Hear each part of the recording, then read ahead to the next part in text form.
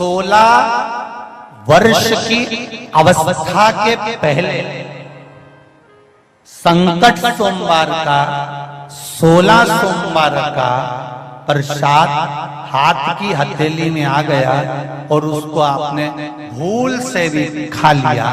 16 वर्ष की अवस्था तक अगर उस प्रसाद को हम खा लेते हैं तो केवल उस प्रसाद का बल इतना प्रबल रहता है कि नारी का विवाह, उस कन्या का विवाह 16 वर्ष के पहले अगर 16 सोमवार संकट सोमवार किसी के यहाँ हुआ हो और उसका मात्र प्रसाद ग्रहण कर लेती है तो वो कन्या जिसके यहाँ पर भी विवाह कर जाती है उसके गर्भ से हमेशा पूर्ण संतान होती है, कभी अपंग संतान या अधूरी संतान नहीं होती।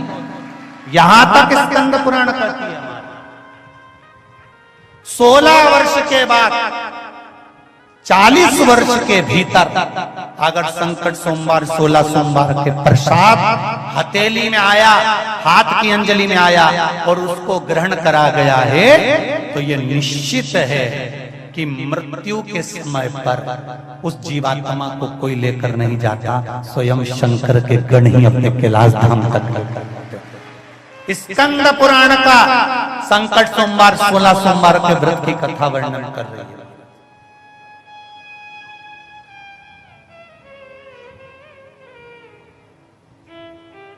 बहुत ध्यान दीजिए।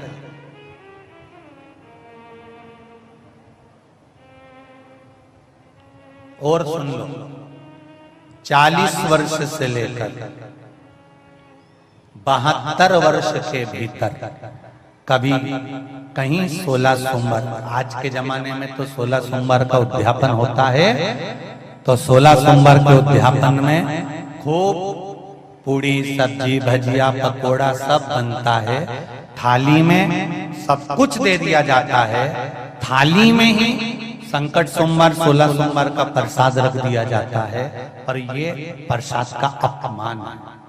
16 सोमवार हो, संकट सोमवार हो, चाहे पशुपति व्रत, पशुपति व्रत का भी आप एक भाग अगर घर में लेकर आए हो तो उस भाग को भी अगर हमें ग्रहण करना है तो पहले अपनी अंजलि में थोड़ा सा भाग, अंजलि में क्यों डाला जाता है, इस हथेली में ऐसा क्या है, इस हस्त में ऐसा क्या है कि अंजलि में ही चरणामृत पंचामृत प्रसाद ये सब अंजलि से ही ग्रहण करने का क्यों, चम्मच से क्यों नहीं टपकाना? चम्मच से भी तो टपका सकते हो।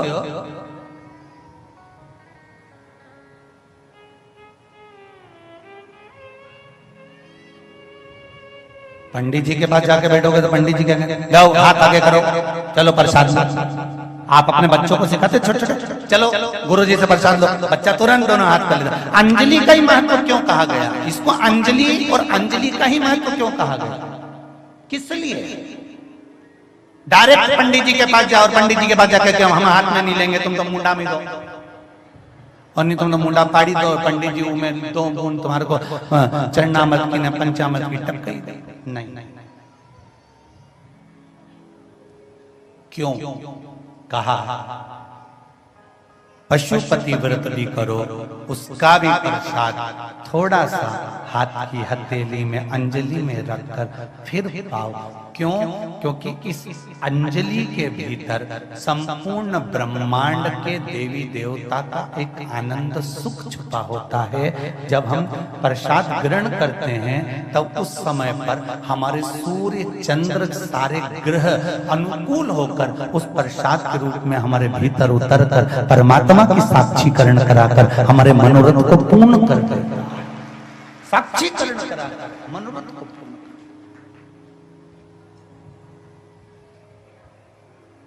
अंजलि में दे दो।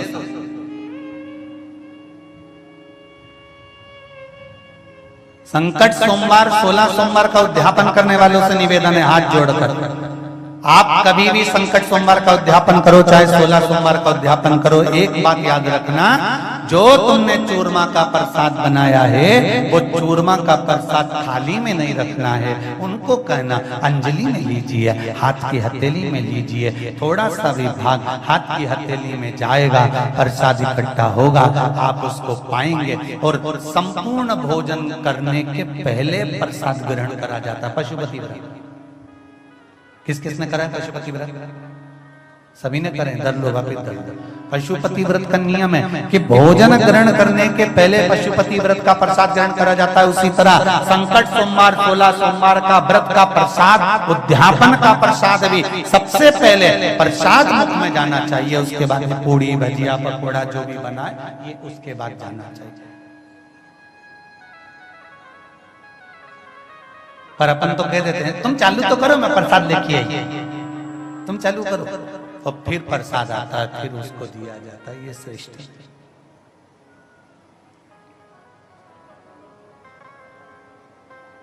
पुनर्जन्म से मुक्ति है, पुनर्जन्म।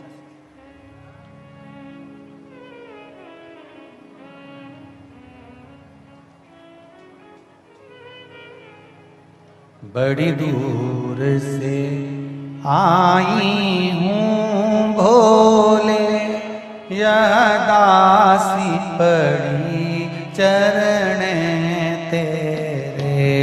बड़ी दूर से आई हूँ, ये दासी पड़ी चरण भोले। बड़ी दूर से आई हूँ भोले, यह दासी पड़ी चरण तेरे। बड़ी दूर से आई हूँ भोले, यह दासी पड़ी चरण तेरे। यह दासी पड़ी चरण तेरे। यह दासी पड़ी चरण तेरे। यह दासी पड़ी चरण तेरे। यह दासी पड़ी चरण तेरे। बड़ी दूर से आई हूँ भोले, यह दासी पड़ी चरण तेरे। बड़ी दूर से आई हूँ भोले, यह दासी पड़ी शंभु चरण तेरे। भाव से आनंद के साथ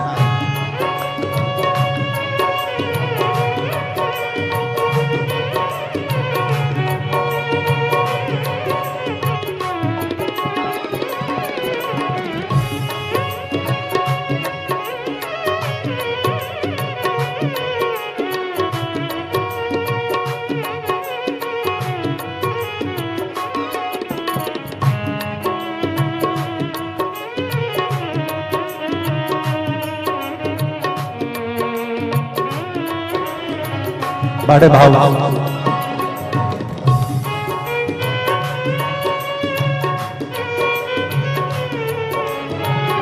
जय हो।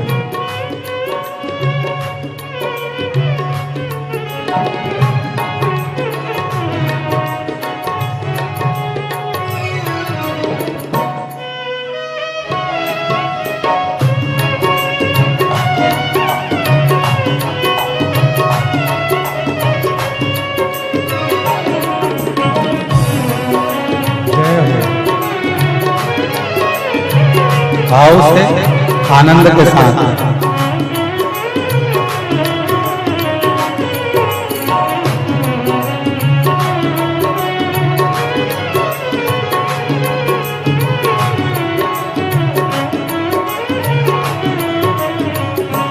प्रभु अपना जान के अपना लो।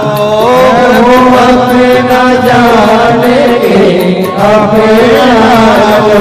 भोले अपना जान के अपना लो। भोले अपना जान के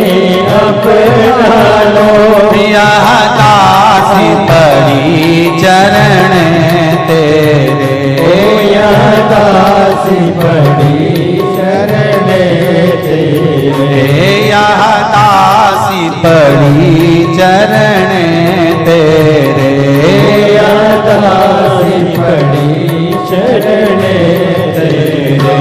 बड़ी दूर से आई हूँ भोले, यह दासी बड़ी चरण तेरे, बड़ी दूर से आई हूँ भोले, यह दासी बड़ी चरण तेरे। हर हर महादेव।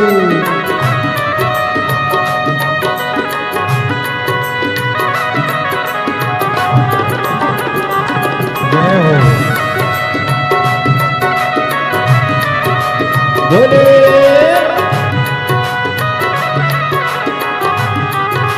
हर हर भोले। पीछे वाले भी दोनों हाथों से ताली से बजाएं। जय हो।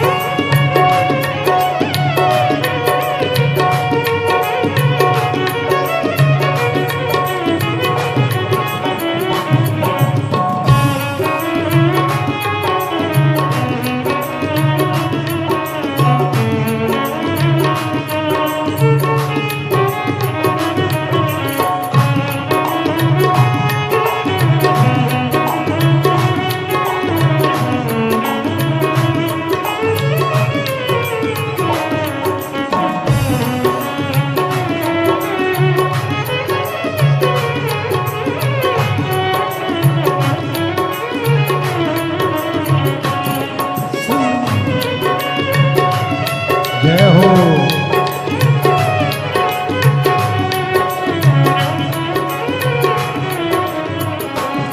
सब स्वार्थ मित्र से विष भरा, सब सारथ मित्र से बीज भरा, अब तेरे सिवा ना कोई मेरा, अब तेरे सिवा नहीं कोई मेरा, अब तेरे सिवा ना कोई मेरा, अब तेरे सिवा नहीं कोई मेरा। बड़ी दूर से आई हूँ भोले, यह दासी बड़ी शरण तेरे, बड़ी दूर से आई हूँ भोले, यह दासी बड़ी शरण तेरे। बड़ी दूर से आई हूँ भोले, यह दासी पड़ी चरण तेरे, बड़ी दूर से आई हूँ भोले, यह दासी बड़ी शरण तेरे, यह दासी पड़ी चरण तेरे, ओ यह दासी बड़ी चरण तेरे, यह दासी पड़ी चरण तेरे, ओ यह दासी बड़ी चरण तेरे, यह दासी पड़ी चरण तेरे, यह दासी बड़ी चरण तेरे। बड़ी दूर से आई हूँ भोले, यह दासी पड़ी चरण तेरे, बड़ी दूर से आई हूँ भोले, यह दासी बड़ी शरण तेरे, बड़ी दूर से आई हूँ भोले, यह दासी पड़ी चरण तेरे, बड़ी दूर से आई हूँ भोले, यह दासी बड़ी शरण तेरे, यह दासी पड़ी चरण तेरे, यह दासी बड़ी शरण तेरे, यह दासी पड़ी चरण तेरे, यह दासी पड़ी चरण तेरे। हार हार महादेव है। भगवान शिव की कथा कर रही है। चित्त वृत्ति से देवऋषि नारद ने भगवान शंकर को भक्ति में लगाया। देवऋषि नारद ने सारे पुत्रों को भगवान की भक्ति में लगाया, कोई गलत नहीं कर।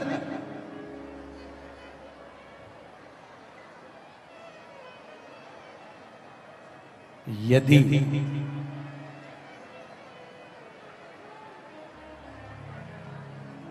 आपको कोई गलत जगह ले जाए ना तो बड़ा दुखी होना कि आज मैं गलत जगह पहुंच गया। सुन लो री जी जरा अच्छे से, और जितने भी भाई लोग बैठे हैं वो भी अच्छे से सुन। यदि कोई आपको गलत जगह ले जाए तो दुखी होना कि मैं गलत जगह पहुंच गया। कोई आपको महाकाल की नगरी में ले जाए या ओमकारेश्वर ले जाए या नर्मदा जी के तट पर ले जाए या शिव महापुराण में ले जाए तो बड़े प्रसन्न होना कि मेरी भाग्य जगह तो मैं अच्छी जगह पहुंच गया। ये शिव की कृपा से, उसकी कृपा से।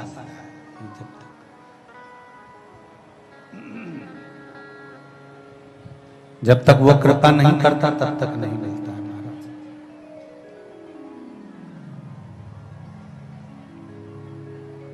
महाराज।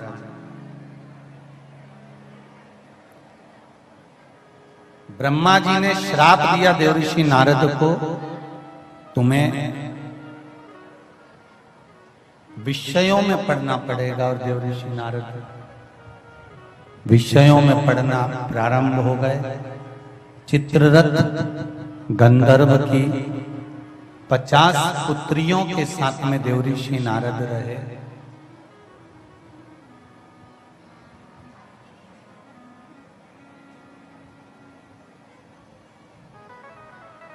जब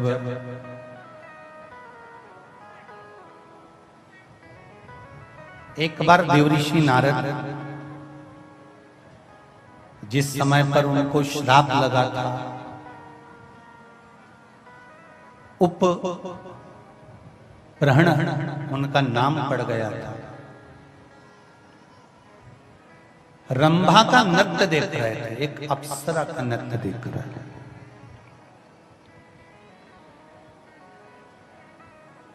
और रंभा का नृत्य देखते देखते उनको भान नहीं हुआ कि सामने से ब्रह्मा जी आ रहे हैं, ब्रह्मदेव आ रहे हैं, ये स्मरण नहीं हुआ है।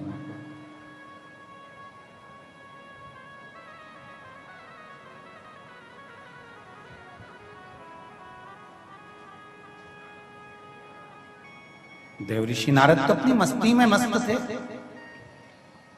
जो श्राप लगा था उसके अनुसार वो अप्सरा का नृत्य देख रहे थे और सामने से ब्रह्मा जी का आगमन हो गया।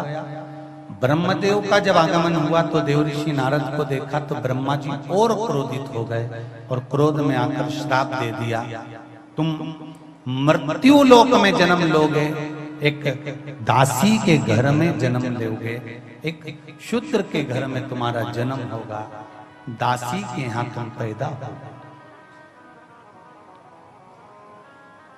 एक दासी के गर्भ से देवऋषि नारद का जन्म हुआ।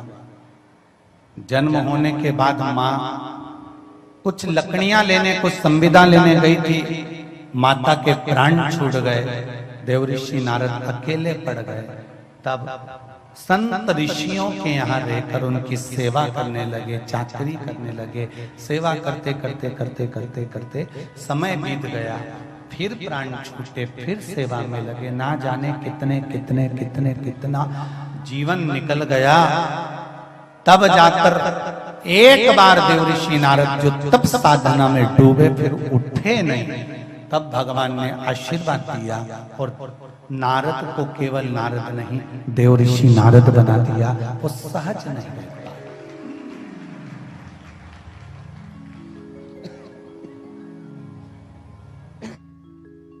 सहज नहीं है।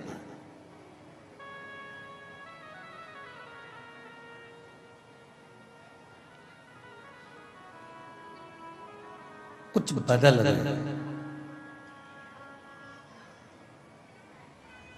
शिव पुराण कहते हैं जैसे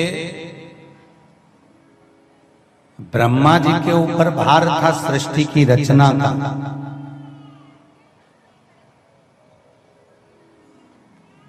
और ब्रह्मदेव भगवान विष्णु से पूछते हैं कि तुम्हारे पिता कौन है, और भगवान विष्णु कह देते हैं शिव मेरे पिता है।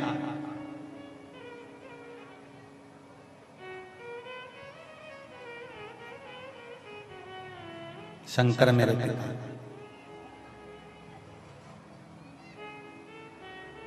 तब ब्रह्मा जी शंकर भगवान को प्रकट करने के लिए, उनको ज्ञात करने के लिए ब्रह्मा और भगवान विष्णु ने जो एक खंभ का, एक पर्वत का भ्रमण कराना, घुमाना प्रारंभ करा, उससे एक अग्नि खंभ प्रकट हो जाता है और खंभ से एक लिंग प्रकट हो जाता है। प्रथम शिवलिंग का निर्माण जो ब्रह्मा और भगवान विष्णु कर देते हैं, उस शिवलिंग का सिर और चरण ढूंढने के लिए दोनों देव जाते हैं, पर भगवान विष्णु को चरण नहीं मिलता। ब्रह्मा आकाश मार्ग से बढ़ते बढ़ते बढ़ते केतकी के पुष्प को लेकर, गौ माता को साथ लेकर भगवान विष्णु के सामने झूठ बोलने के लिए खड़े हो जाते हैं, असत्य बोलने के लिए खड़े हो जाते हैं।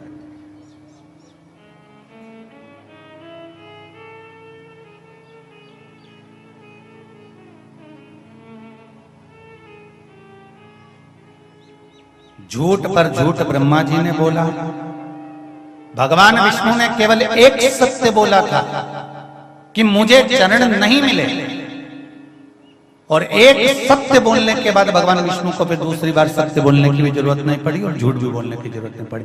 जो व्यक्ति झूठ बोलता है उसको 10 झूठ साथ में बोलना पड़ते हैं।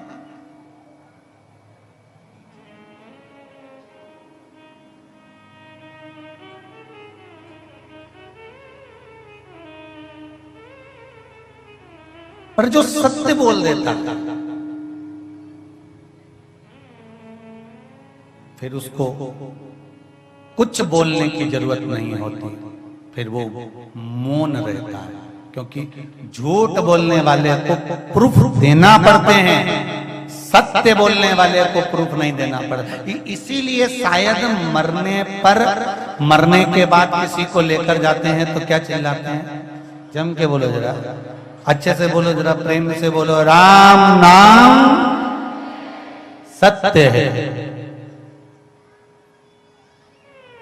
जब किसी को लेकर जाते हैं तो चिल्लाते हैं। तो मुझे ऐसा लगता है कि वो राम नाम सत्य इसलिए चिल्लाते होंगे क्योंकि अब ये मौन हो गया, चुप। इसके बाद सत्य बोलने के बाद कोई प्रमाण चाहिए ही नहीं।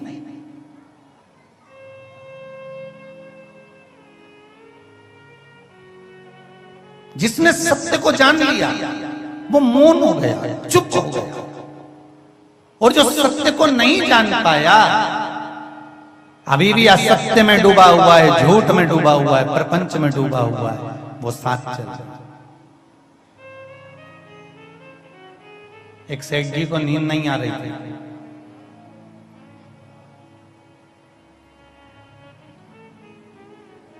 सेठ जी को जब नींद नहीं आ रही थी तो उन्होंने अपने गुरुजी से कहा, गुरुजी मुझे नींद नहीं आती, कोई उपाय बताएंगे? तो गुरुजी ने कहा, एक काम करो, अपनी नींद दूसरे को दे दो। तो गुरुजी ने जैसे ही कहा कि अपनी नींद दूसरे को दे दो, तो सेठ जी ने कहा, क्या ऐसा भी होता है कि अपनी नींद दूसरे को दे दी जाती है? हाँ, हो जाता है। वो कैसे होता है?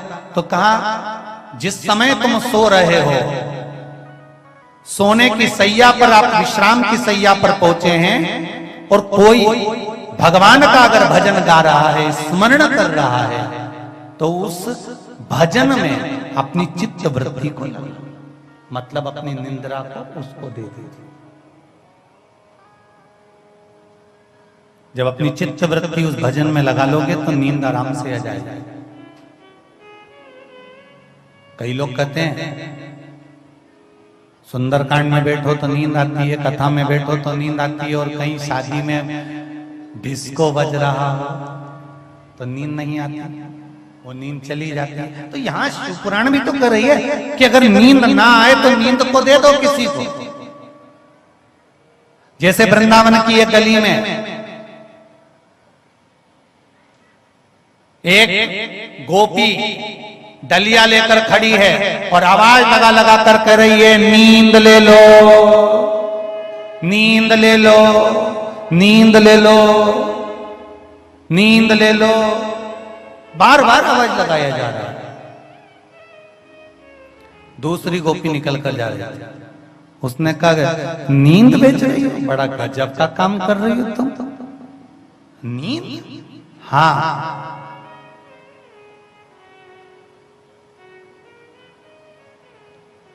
क्यों बेच रही हो? तो उस गोपी ने कहा, मैं बस नींद इसलिए बेचना चाहती हूं। पर ये बताओ तुम क्या चाहती हो? कि मुझे नींद खरीदना है। अच्छा, अब एक गोपी नींद खरीदने खड़ी है और एक गोपी नींद बेचने खड़ी है। तो जो खरीदार थी उसने पूछा, तुम नींद क्यों बेचना चाहती हो? तो उसने कहा, इसलिए बेचना चाहती हूँ कि कल रात्रि को भगवान मेरे स्वप्न में आए थे, मेरे कन्हैया, और कन्हैया स्वप्न में आकर कह कर गए थे कि कल तुम मुझे यमुना जी के घाट पर मिलना, मैं तुझे लेने के लिए आ जाऊंगा। क्या करूं, ये बेरंग नींद आ गई और मैं सो गई और कन्हैया फिर मुझे मिलने आया है। ये कृष्ण, ये कन्हैया मुझे मिलने आया ही नहीं। पर ये तो बताओ कि तुम नींद खरीदना क्यों चाहती हो? तो दूसरी गोपी कहती है, मैं नींद इसलिए खरीदना चाहती हूं कि मेरे पास में आकर भगवान कृष्ण कहकर गए थे, सखी कल तू स्वप्न में मुझे मिलने आना, मैं तुझे मिलने आऊंगा। जिस दिन से कृष्ण कहकर गए उस दिन से नींद ही नहीं आई है, इसलिए मैं नींद खरीदना चाहती हूँ। एक नींद बेच रही है तो दूसरी नींद खरीद, दोनों दोनों महाराज शिव भक्ति कहते हैं, शिव उपासना कहते हैं। महाराज शंभु शरणे पड़ी, मांगू घड़ी रे घड़ी, दुख काटो दया करी दर्शन आपो। शिव पुराण कर रही है, शंकर की कथा कर रही है। सेठ जी से कहा, आप नींद दूसरे को दे दो। अब सेठ जी ने नींद किसको दी?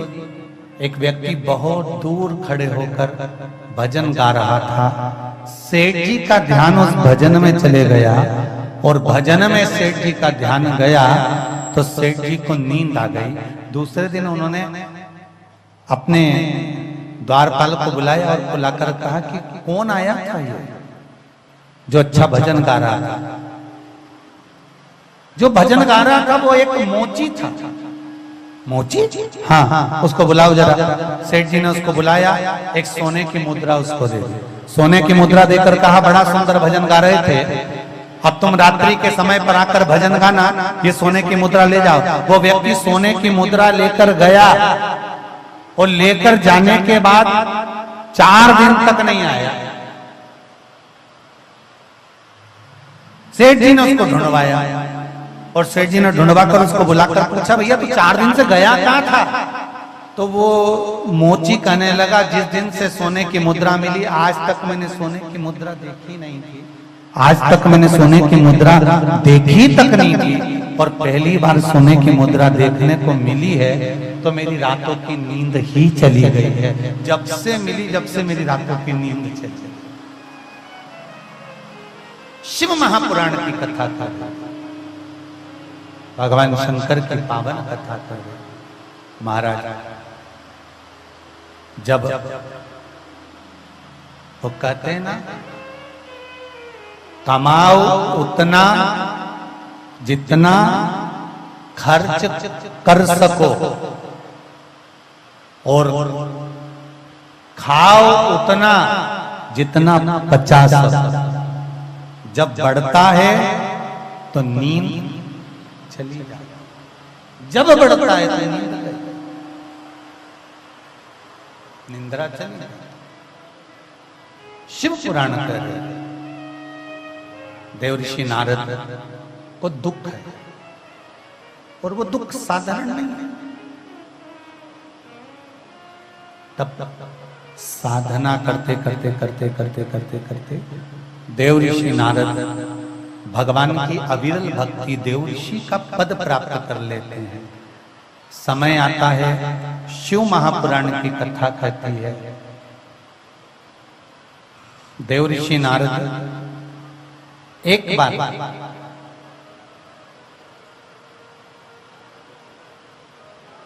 तप में जब लीन हो जाते हैं, इतने लीन हो जाते हैं कि कामदेव के बाणों को भी झेल लेते हैं। जब देव ऋषि नारद कामदेव पर विजय प्राप्त कर लेते हैं, तब देव ऋषि नारद के भीतर अहंकार प्रकट हो जाता है। सावधान होकर सुनना इस कथा को कि भगवान का 24 घंटा नाम लेने वाले देव ऋषि नारद, 24 घंटे भगवान के मंदिर जाने वाले देव ऋषि नारद, 24 घंटे भगवान का दर्शन करने वाले देव ऋषि नारद को भी भजन का अहंकार आ गया था। भजन का अभिमान जो 24 घंटे साथ हमको भी आ गया।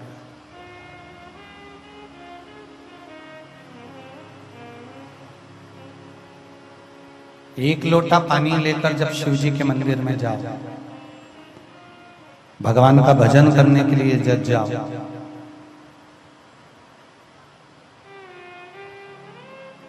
तुम्हारे भीतर अभिमान प्रकट नहीं होना चाहिए कि मैं जितना भजन करती हूं उतना कोई नहीं कर सकता।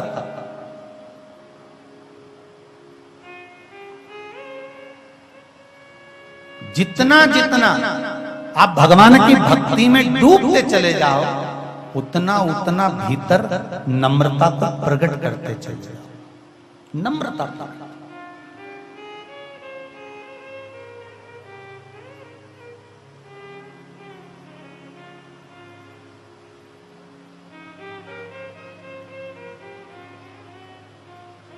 हम कई बार कथा में कहते हैं, जो कथा करवाने वाले यजमान होते हैं या किसी ने कोई मंदिर का निर्माण करवाया होता है या कोई यज्ञ करवा रहा होता है, कोई मंदिर का निर्माण करवा रहा होता है, कोई कथा करवा रहा होता है, कोई यजमान पद अगर आपके पास में परमात्मा ने दिया है, आपको प्रदान करा गया है, आपने मंदिर बनवाया है, आपने यज्ञ करवाया है, आपने भंडारा करवाया है, आपने कथा करवाई है, तो हम कई बार कथा में कहते हैं कि भीतर एक रत्ती का भी अभिमान प्रकट मत होने देना। रोज जजमान पद मिल जाए तो उसके बाद तुम्हारे मुख पर एक शब्द लेकर आ जाना कि मैं नहीं करवा रहा, वो तो कहीं मेरे पूर्वजों की कृपा, परमात्मा का आशीर्वाद होगा। जो ये शिव पुराण की कथा हो गई, जो यज्ञ हो गया, अनुष्ठान हो गया, भजन हो गया, कीर्तन हो गया, ये उसकी कृपा से हुआ है, मेरी कोई सामर्थ्यता ही नहीं है, हमारी कोई सामर्थ्यता नहीं।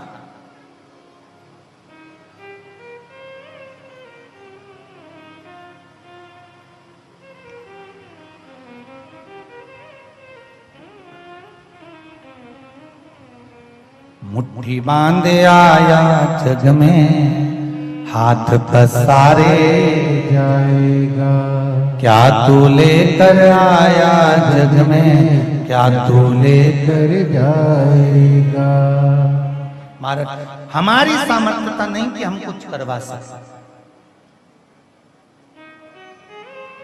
ये उसकी कृपा से मिला जो आज कर रहे हैं। देव ऋषि नारद को अहंकार आ गया। देव ऋषि नारद अहंकार रखकर सबसे पहले देव ऋषि नारद अगर कहीं गए तो भगवान शंकर के पास, मेरे शिव के पास में जाकर अपने अहंकार का जो बीज भीतर उत्पन्न हो रहा था वो जाकर कह दिया। जिसके पास जो होता है वो वही देता है।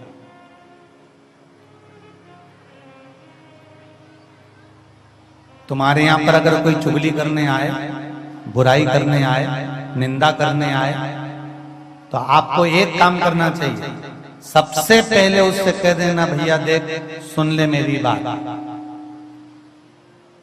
तुम्हारे यहाँ पर गाय होगी और गाय का दूध होगा तो तुम बाजार से दूध खरीद के लाओगे क्या? बोलते जाओ जरा जल्दी जम के बोलो जरा।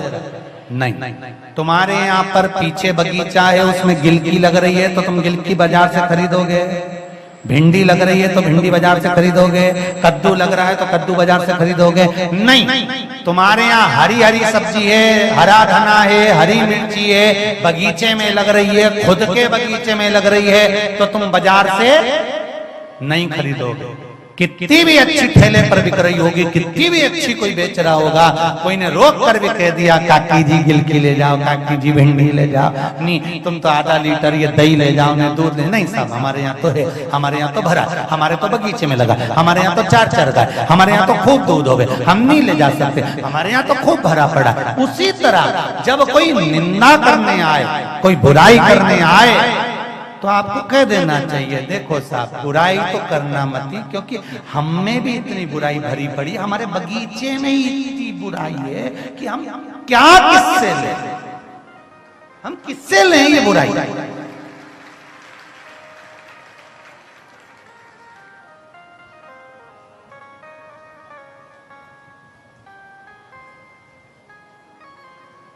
कितना भरा है हमारे भीतर, और हम दूसरे के बगीचे की ले रहे हैं। गिलकी ले लो, मतलब कोई आके बैठा और उसने बुराई करना प्रारंभ करी, दूसरे की बुराई, तो तुम पहले अपने भीतर भी तो जांच के देखो कि तुम्हारे बगीचे में कितनी गिलकी लगी है, तुम क्यों ले रहे हो? तुम्हारे भीतर कितना कितना अहंकार भरा हुआ है, तुम्हारे भीतर कितना काम भरा हुआ है, तुम्हारे भीतर कितना लोभ भरा हुआ है, तुम्हारे भीतर कितनी तृष्णा भरी हुई है, तुम्हारे भीतर कितनी आसक्ति भरी हुई है, तुम्हारे भीतर कितनी वासना भरी हुई है, तुम्हारे भीतर कितना झूठ प्रपंच कपट सब भरा है, और हम दूसरे का ग्रहण कर रहे हैं, हम दूसरे से कर रहे हैं कि मां ये अच्छा नहीं है, वो बुरा है, ये बुरा नहीं वो अच्छा है, तो ये हम क्यों?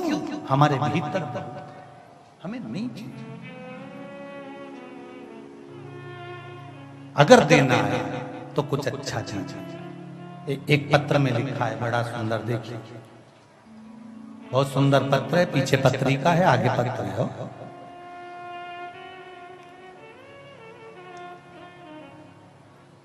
संतोष जी शर्मा, सुनीता जी शर्मा आगरा से कहीं बैठे हैं। संतोष जी शर्मा, सुनीता जी शर्मा आगरा से कहीं बैठी हो तो हाथ हिला दीजिएगा। पत्र में लिखा है इन्होंने,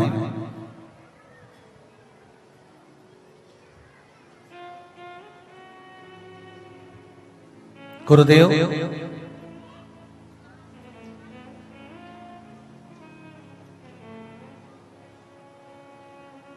आपके आंकड़े की जड़ का उपाय ऐसा है जैसे साक्षात शिवजी का त्रिशूल, जिसका कोई तोड़ काट ही नहीं सकता, वो शंकर भगवान ने ये अचूक उपाय आपके मुख से खिलवाया है। बाबा, हमारे परिवार में 3 वर्ष से बेटे की बहू के कोई संतान नहीं थी, हमने ये उपाय किया और बाबा ने मनोकामना पूर्ण कर 27 दिन में ही मेरे घर में बहू के यहाँ संतान की प्राप्ति कराने के लिए गर्भ ठहरा दिया।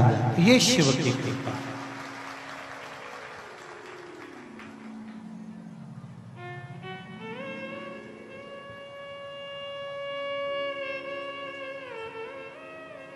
गुरुजी 13 मार्च को सुबह 4:30 पर बाबा ने मेरी पत्नी को कृपा करी। हम कुबेरेश्वर धाम से 14 मार्च को वहां से घर आए और 15 मार्च को बाबा की कृपा से जब जांच कराया गया तब उनका गर्भ ठहरा था। ये शिव की कृपा से ही प्राप्त हुआ है। बाबा शंकर भगवान की कृपा से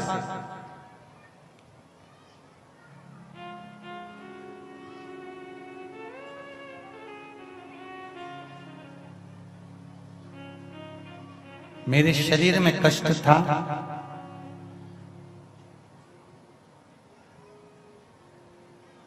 गुरुदेव, मेरे शरीर में इतना कष्ट था कि एक दिन में 40 से 50 बार मुझे वॉशरूम और पोटी के लिए जाना पड़ता था। इलाज भी बहुत कराया था पर आराम नहीं लगा। कुबेरेश्वर बाबा की धरा पर आकर एक बेलपत्र बाबा की चढ़ी हुई खाई। उस दिन से जो मैं 40 से 50 बार पोटी के लिए जाता था, अब मुझे जाना नहीं पड़ता। बाबा की कृपा से उस दिन से मैं ठीक हो गया। ये शिव भक्ति, ये शंकर की आराधना, शिव का स्मरण, शंकर की करुणा, शंकर की भक्ति है। उसकी भक्ति के बिना कुछ नहीं मिल सकता, कुछ। एक बात आप लोगों से भी कहेंगे, हम ये नहीं कहते कि आप डॉक्टर से इलाज मत करवाओ। हम तो ये कहते हैं कि डॉक्टर को भी दिखाते रहो, इलाज करवाते रहो, पर साथ में आपके नजदीक में जो शिव मंदिर हो उस मंदिर में 1 लोटा जल चढ़ाने का नियम बना लो। और शरीर में अगर कष्ट है तो 1 बेलपत्र बाबा के चरणों की लाकर खाने का नियम बना लो। बेलपत्र खाने से यदि मुंह में छार उत्पन्न हो जाए, ऐसा लगे कि रोज नहीं खा सकते, हफ्ते में 2 बार खाओ, वो भी नहीं कर सकते, तो बेलपत्र को सुखाकर पीसकर, जो शिवजी पे चढ़ी हुई बेलपत्र है उसको सुखाकर पीसकर उसका चूरा बनाकर 1 नखून के बराबर थोड़ा सा भी अगर ग्रहण करना प्रारंभ कर दिया तो ये विश्वास है मेरे शंकर का, इस कुबेरेश्वर धाम का, कि शुगर की गोली नहीं खाना पड़ेगी और बीपी की गोली नहीं खाना पड़ेगी, सब लेवल में।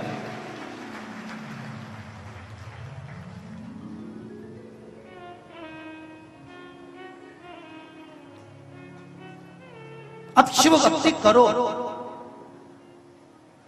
पर अभिमान से त्याग करो। देवऋषि नारद को अभिमान आ गया था और भगवान विष्णु से, भगवान शंकर के पास जाकर कर रहे हैं, शिवजी के पास जाकर कर रहे हैं कि सुनो महादेव, जिस कामदेव पर आप विजय प्राप्त नहीं कर पाए उस कामदेव को मैंने जीता, मैंने जीता है।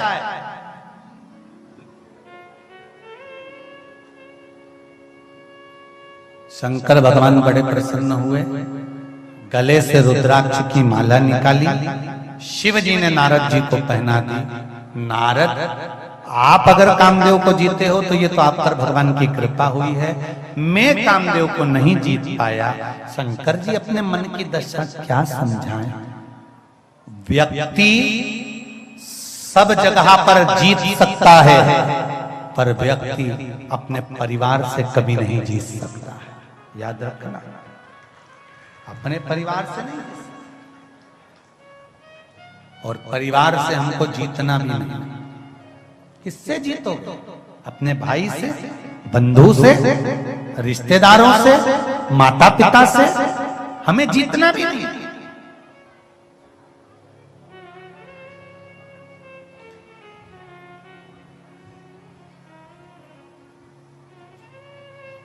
भगवान से कहना, भगवान अगर जीत दिलाना, अगर तू जीत दिलाना चाहता है मेरे भोलेनाथ तो इतनी कृपा करना, परिवार में विवाद कर कर जीत मत दिलाना, इतनी कृपा करना, परिवार में प्रेम कराकर भगवान का भजन कराकर जीत दिला देना, उससे बढ़कर कोई जीत नहीं हो सकती। पांडव कौरवों से जीत गए जीतने के बाद उनकी दशा क्या हुई है महाराज?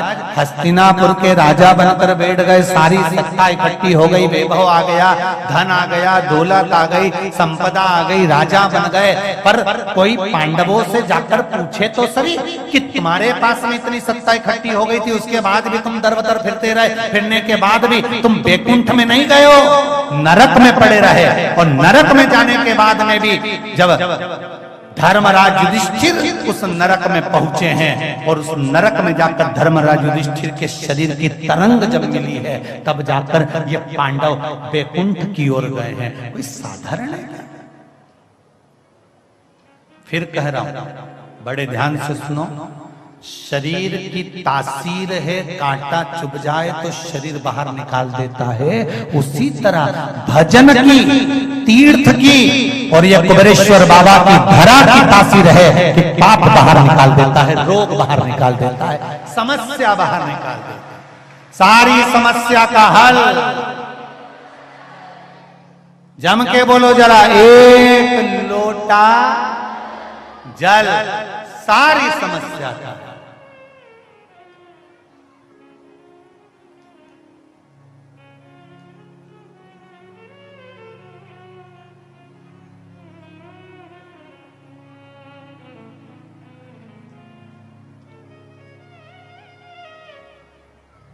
कल एक गोस्वामी परिवार है कोई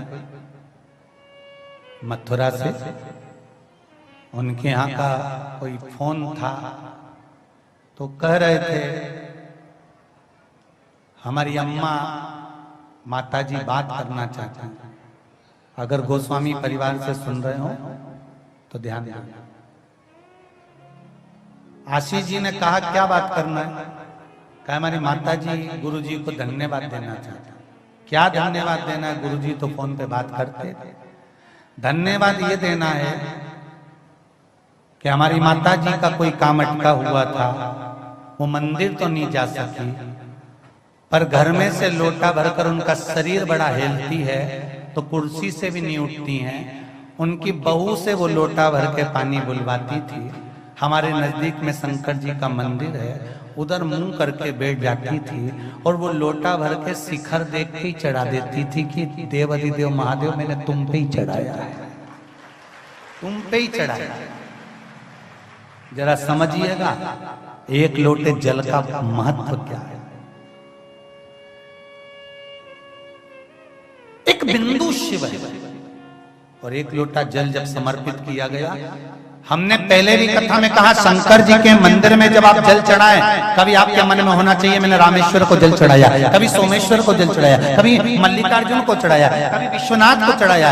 आप कई माताएं पूछती हैं कि हमारे यहाँ पर ये अवधूतेश्वर महादेव का मंदिर नहीं है, हमारे यहाँ कुंदकेश्वर महादेव का मंदिर नहीं है, हम कोई उपाय करते हैं कुंदकेश्वर महादेव के नाम का, तो वो कहाँ कर सकते हैं? तुम्हारे पास में जो शिव मंदिर है, आप जिस दिन जो उपाय करो उस उपाय में अगर कुंदकेश्वर महादेव का नाम बताया है तो उनका नाम लेकर करना, कुंदकेश्वर महादेव ही स्वीकार करेगा, ये निश्चित है, वही स्वीकार करेगा। ऐसा कैसे हो सकता है? तो गरुड़ पुराण में लिखा है 16 श्राद्ध के अंतर्गत, तिथि के अंतर्गत, चतुर्थी तिथि पर जब घर की बहू अपने बुजुर्ग कोई दादा ससुर के नाम का किसी ब्राह्मण को भोजन कराती है तो वो भोजन ससुर को ही मिलता है। बोलो सही है कि गलत है? अरे बोलो तो जम के जरा। गरुड़ पुराण में लिखा है कि बहू ने दादा ससुर के नाम का भोजन कराया तो वो दादा ससुर को मिला, पंचमी को भोजन कराया दादी सास का तो वो दादी सास को मिला, बाकी के किसी को प्राप्त नहीं हुआ, उन्हीं को प्राप्त हुआ। क्यों? कैसे? उसका कारण था जिस भाव से जिसके लिए भोजन तैयार किया जाता है वो भोजन उसको स्वीकार हो जाता है। फिर ब्राह्मण जी में चाइना जी में वो भोजन उसको मिल गया क्योंकि उसने उसके लिए बनाया। और सरल भाषा में समझ लो,